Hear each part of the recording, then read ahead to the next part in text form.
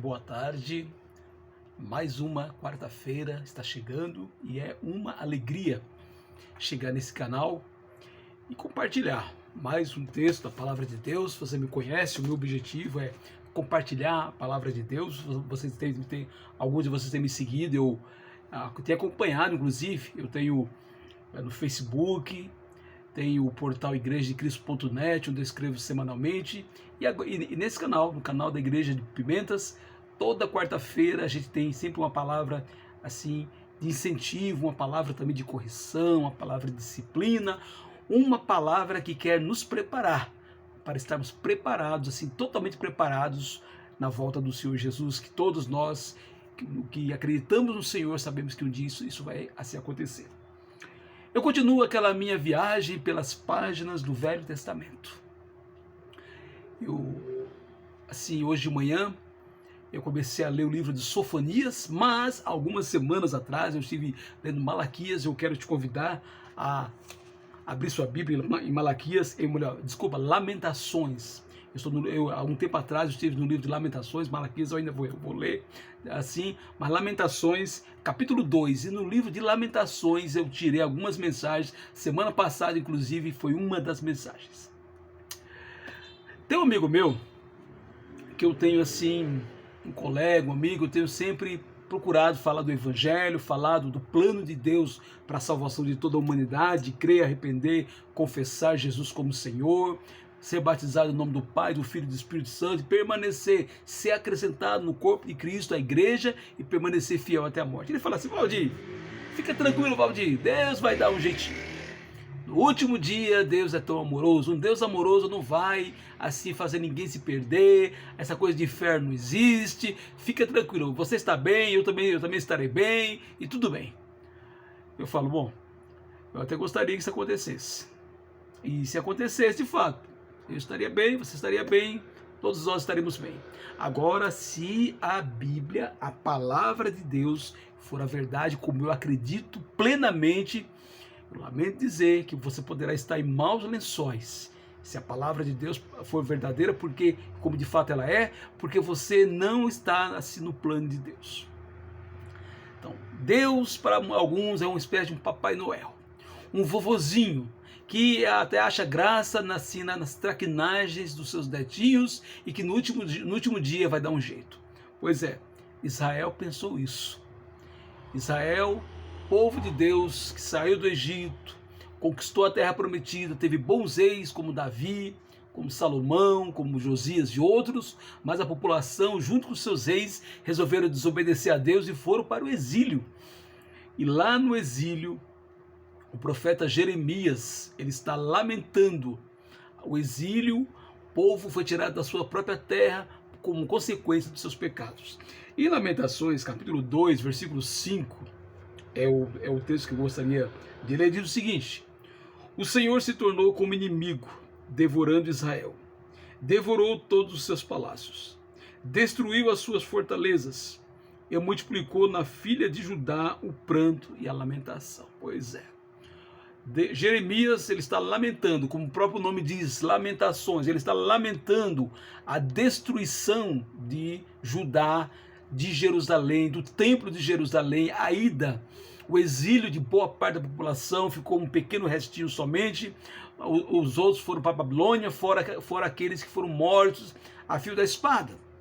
Sim, foram mortos por Nabucodonosor e seu exército, mas na realidade toda aquela opressão foi obra de Deus, que estava punindo, utilizando inclusive a Babilônia como a maneira de disciplinar o seu povo. Sim, que voltaria 70 anos depois, mas passou por isso, por destruição, sofrimento, crianças morrendo de fome. Nessa época foi tão terrível que até mesmo canibalismo estava acontecendo, né? Até mesmo mães comendo os próprios filhos, de tanto horror que foi essa época. Tudo porque Judá provocou a ira de Deus, e ele se tornou o inimigo da nação.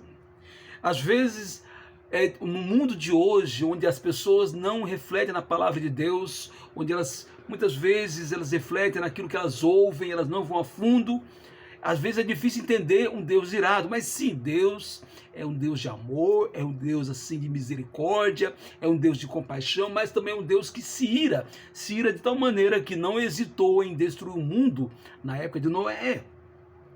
Não hesitou em assim mandar Israel para o exílio. Aliás, Naum capítulo 1 fala desse Deus vingador, zeloso, que não compactua com o pecado. Então, ter Deus como inimigo é algo que a Bíblia mostra que pode acontecer e as consequências são terríveis. Por isso que o nosso tema de hoje é a tragédia de ter Deus como inimigo. Por quê? Porque na realidade, nesse mundo, nós sempre podemos recorrer de uma autoridade, recorrer para outra autoridade que é maior. Agora, quando Deus toma uma decisão, não é uma decisão irrecorrível, porque não existe ninguém maior do que o poderoso Deus, do que o Criador dos céus e da terra. Porque não há ninguém assim maior do que Ele. Ter Deus como inimigo lembra um pouquinho a parábola de Jesus, quando fala de um rei, um exército menor que resolveu peitar um rei com um exército que tinha o dobro assim dos seus homens. Olha só, Lucas capítulo 14, 31 e 32 diz: o qual é o rei que, indo para combater outro rei, não se assenta primeiro para calcular se com 10.000 homens poderá enfrentar o que vem contra ele com 20.000? Caso contrário, estando o outro ainda longe, envia-lhe uma embaixada pedindo condições de paz. Pois é, Deus é esse rei poderoso, inigualável. O contexto ali de Lucas 14 é a ideia de pensar em ser um seguidor de Jesus.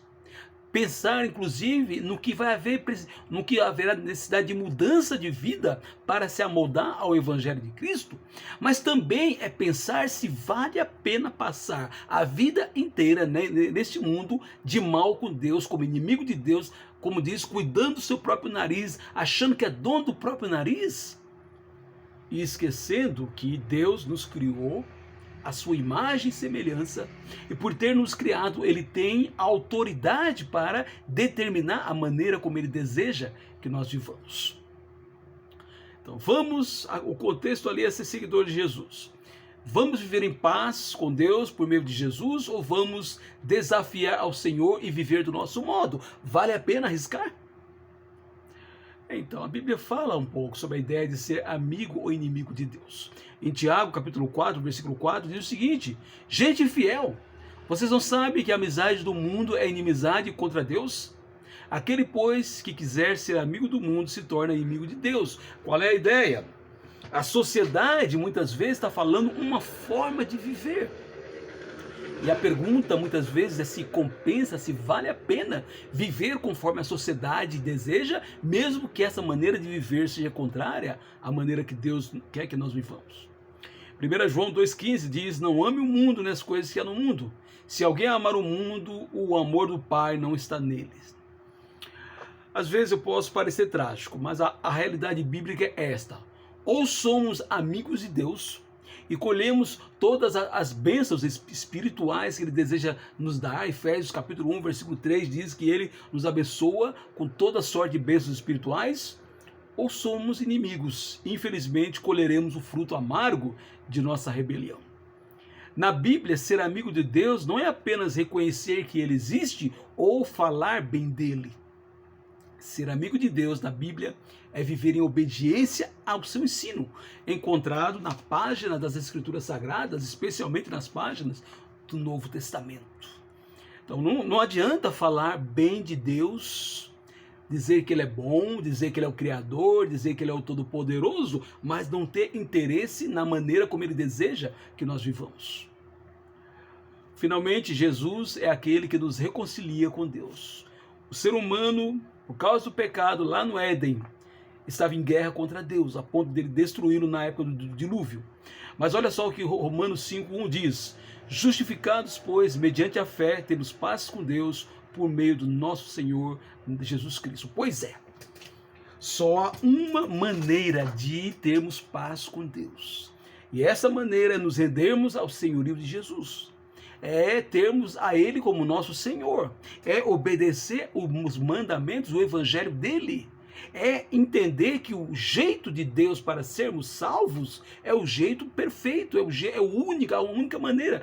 Jesus uma vez disse, João 14:6, eu sou o caminho, a verdade e a vida.